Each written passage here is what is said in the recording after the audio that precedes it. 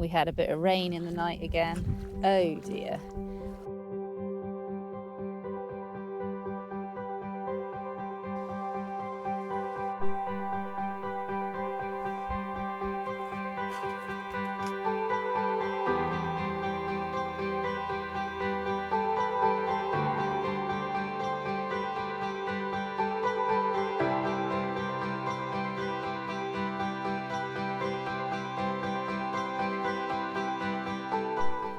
I've done a bit of direct sowing in the tunnel here, but I think a lot of this is also weeds.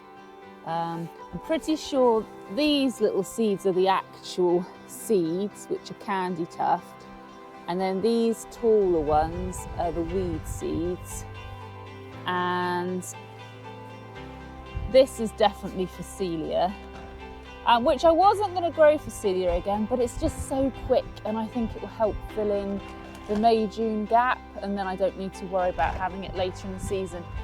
You're not supposed to be in here because you're still naughty puppy age.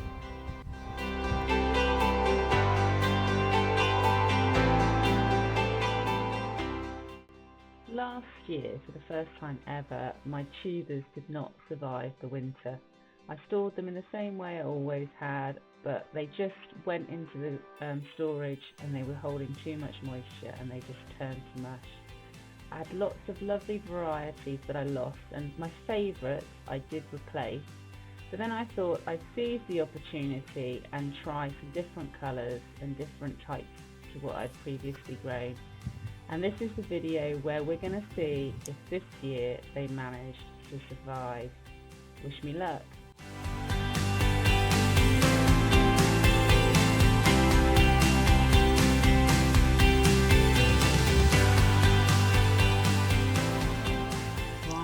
Blackberry, but what I don't like about it is occasionally you get an imperfect petal like that. I also like Amy Cave. She's a beautiful colour. So lots of people wash their dahlias before they store them for the winter. I've never been a great fan of that because for me, I don't want to be putting my dahlias into storage wet. And last year was the first year actually where I lost all my dahlias. I hadn't washed them, but we'd had a very wet autumn. So when the dahlias were dug up from the ground, they were holding a lot of water. I stored them as I always did in one of my sheds and made sure they, in like wood shaving bedding and made sure they were nice and cozy. But anyway, I lost them all. So I really didn't want that to happen again this year. So I decided to store them in sheep's wool. But more importantly, I decided not to store them here at home. I decided to store them in my dad's boiler room where it's a bit warmer. On a first glimpse inspection, I think some of the smaller tubers, perhaps it was too warm in there and they possibly dried out just a little bit too much and they look a bit too shriveled up. Whereas the larger tubers, I think they've been okay because they were much bigger and fatter. And they seem all right. So what my plan is today is to unpack them all, give them a wash, clean them all up, check for any disease, and see which ones are viable to plant and then pot them up. There are a few that I'd like to take cuttings from, but a lot of them I'll just plant them a bit deeper in the compost because I probably won't take any cuttings from them. Golden Spectre was one that I hadn't ordered. I'd ordered something else and it arrived instead and I used it loads, but I don't love it enough to take cuttings from it. You know, the stock that I've got in tubes, providing they've made it through the winter, should be ample for me. But then there are a few that I really loved. Wine-Eyed Jill was one that I loved, and actually when I'd ordered my 5 tubers, a lot of those were the Golden Spectra. So I've made sure I actually looked at the plant, labelled the one that was definitely Wine-Eyed Jill so that I can obviously get some cuttings from that and replenish the stock. I hope that one made it through the winter at least. And then there were a few that I'd grown from cuttings from Halls of Heddon, and unfortunately on a first glance I think they're the ones that are going to be possibly not as viable because they were much smaller tubers because it was in their first year growth, and I think they might have just shriveled up a little bit too much. But anyway, let's get some warm water and let's investigate who made it and who didn't. Get my gloves on. I think I'm going to start with the smaller ones, so the ones that were only went in the ground as cuttings last year.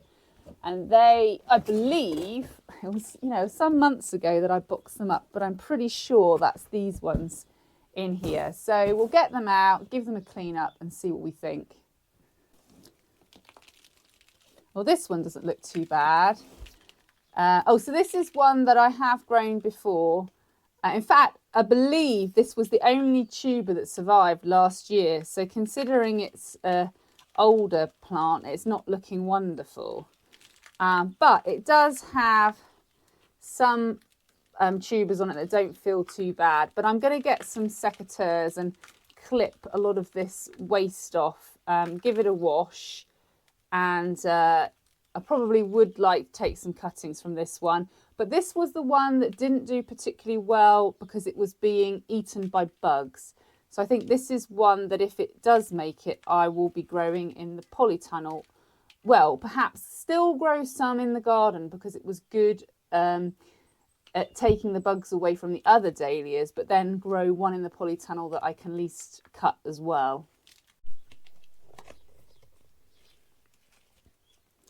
Well, this one did well because this was one from a cutting, although I'm going to cut that tuber out because that is not good. That's all rotten inside. So we'll get rid of that. So that was even being stored in a really dry place that we still had a bit of rot in there.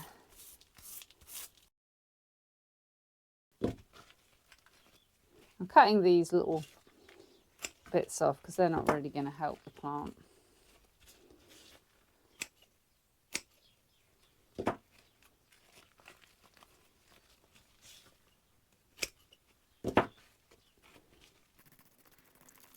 Right, there we are. So I think that one will be okay.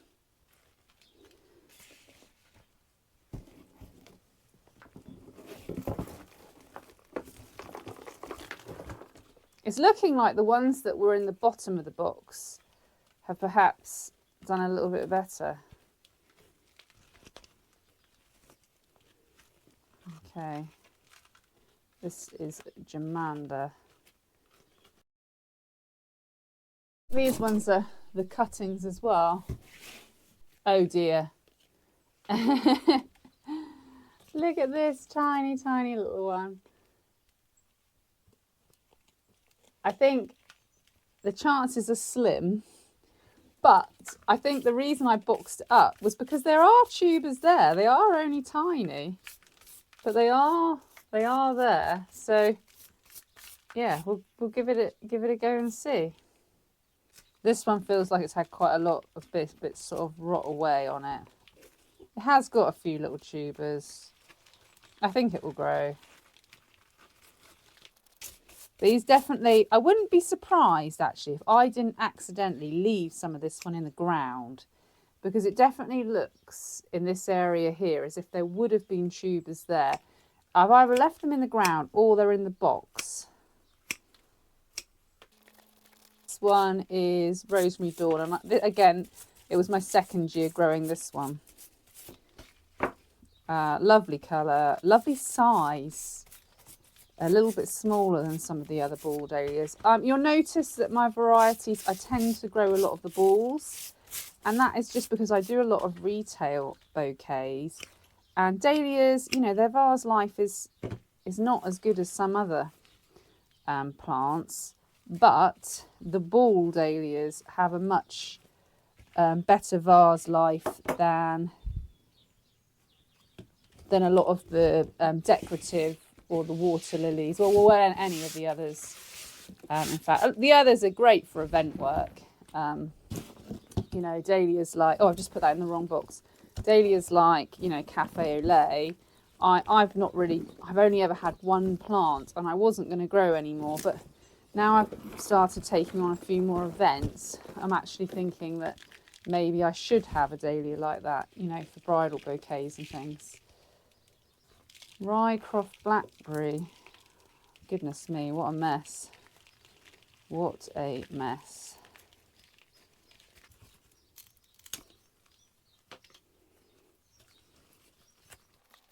Yeah, and so again, not wonderful. This is a good tuber here, but it's only just hanging on by a thread. So I almost think that tuber's not really going to be relevant. I mean, these are not great specimens. I think even if they do grow, they're not going to be great plants. But if I could get them to grow enough to take a cutting, I think I would then chuck these tubers away and grow on the cutting. So that's an idea. And then obviously if they don't grow enough for a cutting, then I know they're not going to grow. But I don't think it's worth putting these tubers back in the ground. So if we can get cuttings, that would be really, really handy. Because I'm going to be taking cuttings, it actually makes sense to have a much smaller tuber just to fit in the pot. And this one has got an eye just here. So that should be fine for taking cuttings. Okay, so that was some of the smaller tubers. Well, they're tubers now, but they went into the ground as cuttings. So now we'll take a look at some of the tubers that I grew from tubers, see how they've come along and see if we can perhaps divide any of them.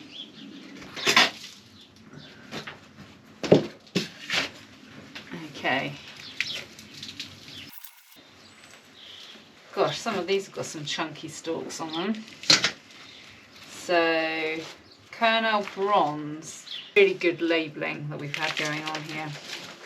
Right, okay, let's get them out on the table and have a look.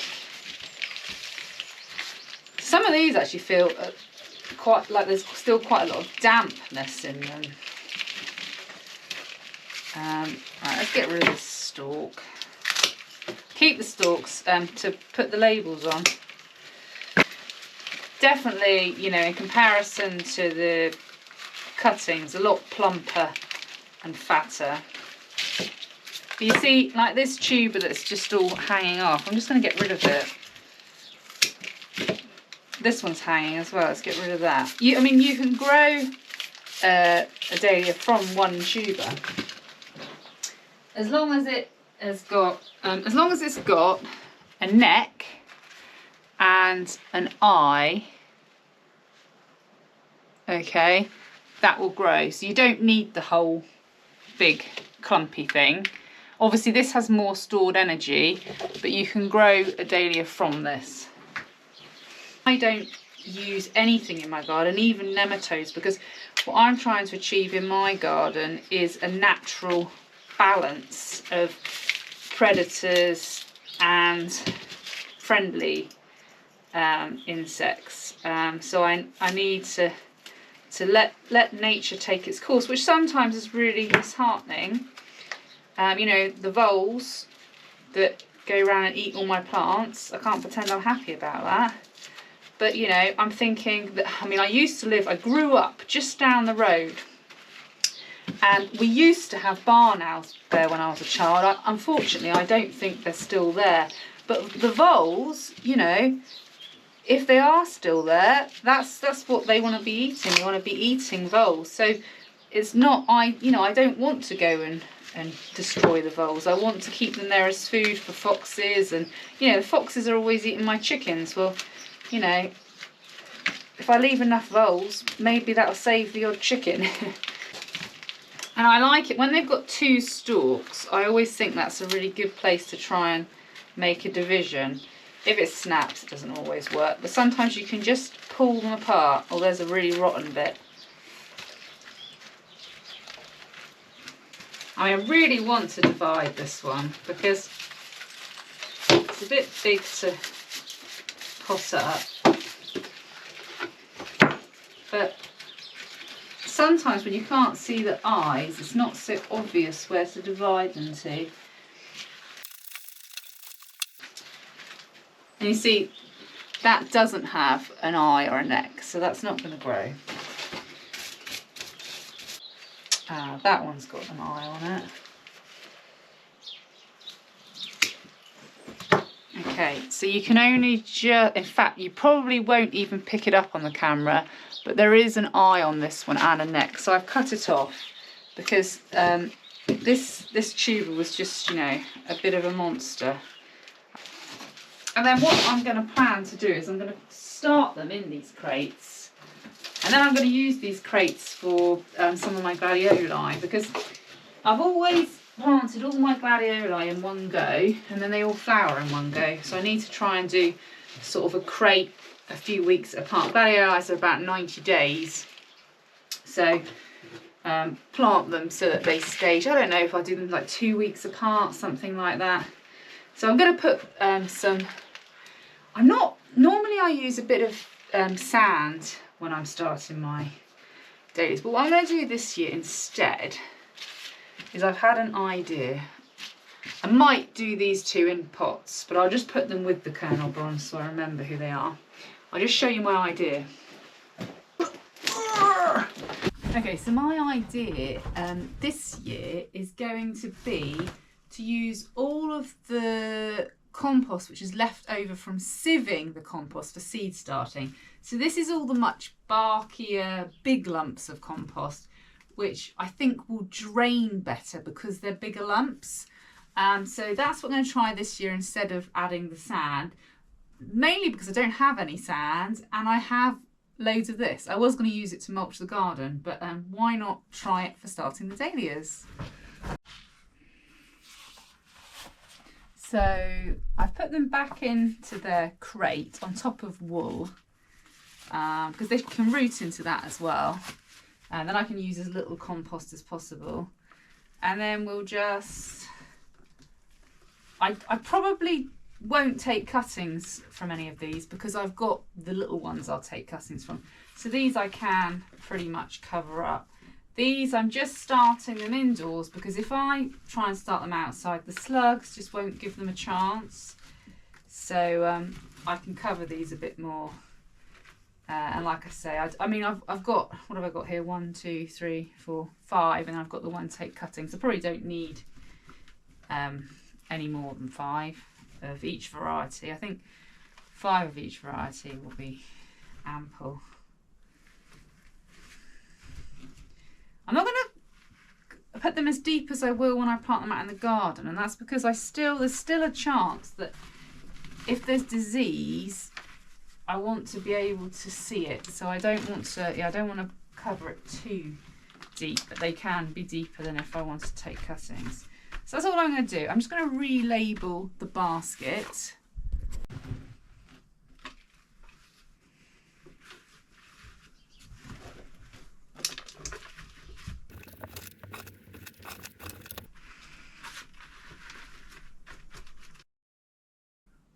Okay, so this is the kernel bronze, all in the crate, in the really barky compost on top of some wool. And I'm probably going to have to start them in here because I just simply don't think there's enough room in the greenhouse. They're less likely if there was a frost as well. They probably would do better in here than they would in the greenhouse. So I've been busy doing the rest of the dahlias, and yeah, one-eyed Jill I've managed to get a few divisions from. In fact, I might start these single ones in pots as well. They're not as good, they're a bit more shriveled, but we'll give them a go. These are the golden spectre, and look how many tubers I have ended up with. Now, I don't know how many I started with because I'd ordered yellow Jill and I got a couple of these as extras, but they just have grown so many tubers and they divided so easily, and they're full of eyes and healthy eyes. And it's not something I would have ever chosen to grow, but as a cut flower, it does tick all of the boxes because it's flowers constantly. You know, you get stem after stem after stem. It's not a bad colour. It's a yellow, but it's not a really fluorescent yellow. You know, it's got a slightly orangey tone to it. And not only that, it seems to be really healthy and vigorous. And if they could develop in their breeding programs all of the other colours to be as healthy and as useful as this, then that'd be great. But I think yellow spectre, I don't think that it comes in other colours. But I mean, just look at that. I mean, I don't even really need all of those tubes. I won't be taking any cuttings of the Golden Spectre. Really, really don't need to. The noise in the background is the puppy eating my chair.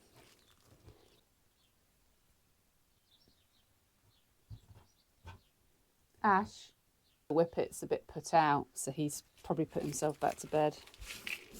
They've all, I think this year I'm going to plant my days a little bit deeper because I think they all rocked around a lot last year, which is why they're even more twisted and ugly than normal. It's considerably later in the day and I feel how I look. I don't ever remember doing my dahlias being quite so much of a chore, but I've really found it a chore today. I kept running out of compost and I don't know, it wasn't going to plan. But anyway, I finished. Not all of the dahlias are in the shed. I managed to fit a few in the greenhouse, so we'll swing by there in a minute on my way to feed the animals. But in here we have, I mean, this is taking up even more room in the shed again, just when I think it's clutter free. So One-Eyed Jill, Golden Spectra, or I'm not actually sure how you say it, I think that's right. Colonel Bronze. These are Karma Naomi's. This is the Rosemary Blush. Up here we've got more Karma Naomi, Yellow Jill, Joey Joshua, and Zundup Mystery Fox. And then we've got a few odd ones here. Oh, this is Zundup Mystery Fox. This one I don't know who it is because I just found him in the bottom of the bag. He's a mystery dahlia, and that's a brown sugar. So there we are. So, you know, we'll see if they'll start. I'm sure I started some in the shed last year, so hopefully it'll be okay. But let's head over to the greenhouse.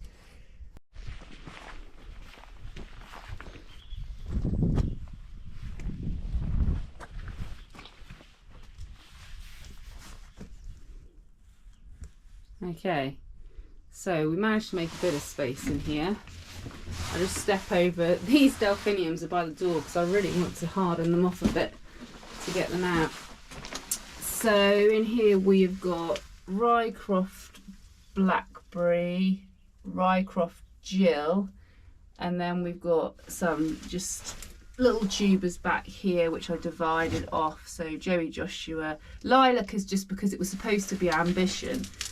In fact, all the Ambition had gall last year, so I haven't got any Ambition anymore, so I've only got that lilac one. One-Eyed Jill, Colonel Bronze, Natalie G, that's my new one. Yellow Jill, another lilac, and then up here, Jamanda, that was the one that wasn't very good, that Pulverton Christabel. Amy Cave, Rosemary Dawn, La Corbière, and this was the new one that I hadn't started yet, Caramel Antique. Thanks everybody for tuning in again this week. Let me know if your dahlias have made it through the winter, and if you're trying any new varieties, what they are. And also, I'd love to know, everyone, what was your favourite dahlia variety that you grew last year?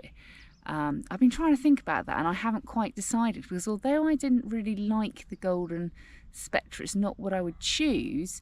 As we saw today, it was definitely the healthiest. It had the most vigour last year, and as a result it's provided the more tubers than anybody else. I sort of wish that dahlia came in a different colour, but let me know in the comments all about which dahlias you're growing and definitely your favourites.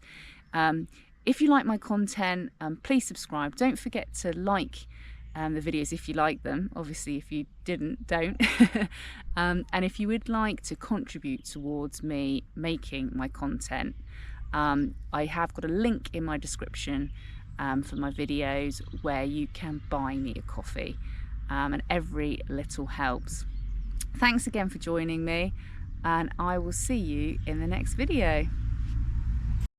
I'm going to link a video in the description for you, which is a video I made at this time last year where I actually went into a little bit more detail about starting the dahlias from seed and tubers. So you can join me in the greenhouse for that video. Check out the description to find out more.